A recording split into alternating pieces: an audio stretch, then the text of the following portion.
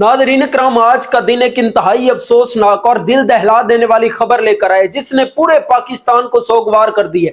اسلام آباد کے پیمز ہسپتال کے گائنی اور نرسری وارڈ میں اچانک خوفناک آتش زدگی کے نتیجے میں 14 معصوم بچے جھلس کر جاں بحق ہو گئے۔ اس دل خراش ثانیے پر ملک بھر میں شدید رنج و غم کی لہر دوڑ گئی، لیکن اصل سوال صرف یہ نہیں کہ یہ ثانیہ کیسے پیش آیا، بلکہ اصل سوال اس کے بعد سامنے آنے والی حکومتی بے حسی ہے۔ صبح 6:30 پونے 7 بجے پیش آنے والے اس واقعے سے لے کر اب تک کے تمام واقعات یہ ثابت کرتے ہیں کہ ہمارا پورا نظام کتنا گل سڑ اور ناکارہ ہو چکا ہے۔ اس نظام کو یہ تک شعور نہیں کہ اتنے بڑے ثانیے کے بعد رد عمل کیا ہونا چاہیے۔ وفاقی وزیر صحت مصطفیٰ کمال 12 ربیع الاول کی چھٹیوں کے سلسلے میں کراچی میں موجود تھے اور اطلاع ملنے کے بعد سپہر 3 بجے کے قریب وہ اسلام آباد پہنچ کر 4:15 بجے ہسپتال پہنچے۔ ان کا کہنا تھا کہ CCTV کے مطابق صبح 6:38 پر ڈکٹنگ یا پائپنگ میں سپارک ہوا جس نے ایک ہی منٹ میں پورے وارڈ کو لپیٹ میں لے لیا۔ دوسری جانب ابتدائی رپورٹس میں ایسی کمپریسر پھٹنے کا دعویٰ بھی کیا گیا۔ وارڈ میں وہ نومولود بچوں کے انکیوبیٹرز اور آکسیجن وہ پائپس موجود تھے، جس کی وجہ سے جب وہ آگ تیزی سے پھیلی، وہی آکسیجن جو زندگی دینے کے لیے تھی موت کا سبب بن گئی اور پورا وارڈ دھوئیں کے بادلوں میں تبدیل ہو گیا۔ سب سے شرمناک بات یہ سامنے آئی کہ وارڈ کا ایمرجنسی ایگزٹ گیٹ اس پر تالا لگا ہوا تھا، اسے بند کیا گیا تھا اور موقع پر کسی کو معلوم ہی نہیں تھا کہ چابی کس کے پاس ہے۔ وزیر صحت نے اس کی وجہ یہ بتائی کہ بچے چوری ہونے کے ڈر سے دروازہ بند رکھا گیا، یعنی ایک ممکنہ خطرے سے بچنے کے لیے ہنگامی انخلاء کا راستہ ہی مسدود کر دیا گیا اور کوئی فائر ایگزٹ پلان موجود ہی نہیں تھا۔ پچھلے 3 سالوں میں پیمز ہسپتال کے لیے تقریباً 22 ارب روپے خرچ کیے جا چکے ہیں اور صرف رواں سال کا بجٹ 7 ارب روپے سے زائد ہے۔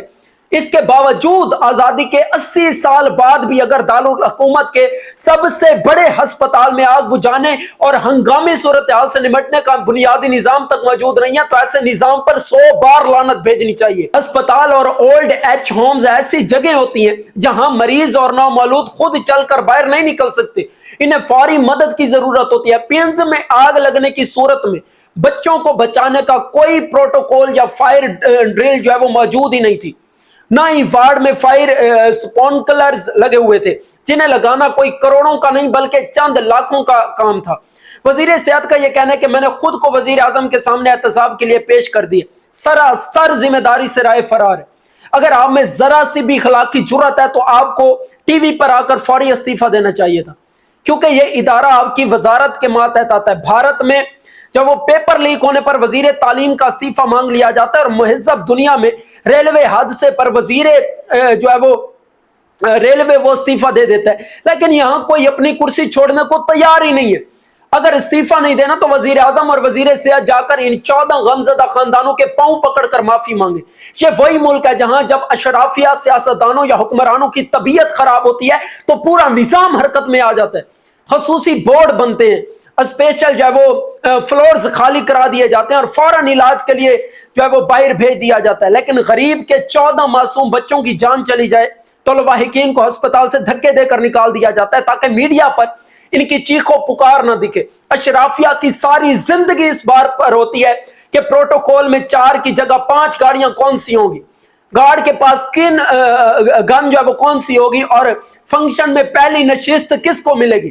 سیاست دانوں کی توجہ ٹک ٹاک، لباس، ڈرامے بازیاں اور الزام تراشیوں پر ہے، لیکن 80 سالوں میں ایک ہسپتال ایسا نہیں بن سکا جو فائر پروف ہو۔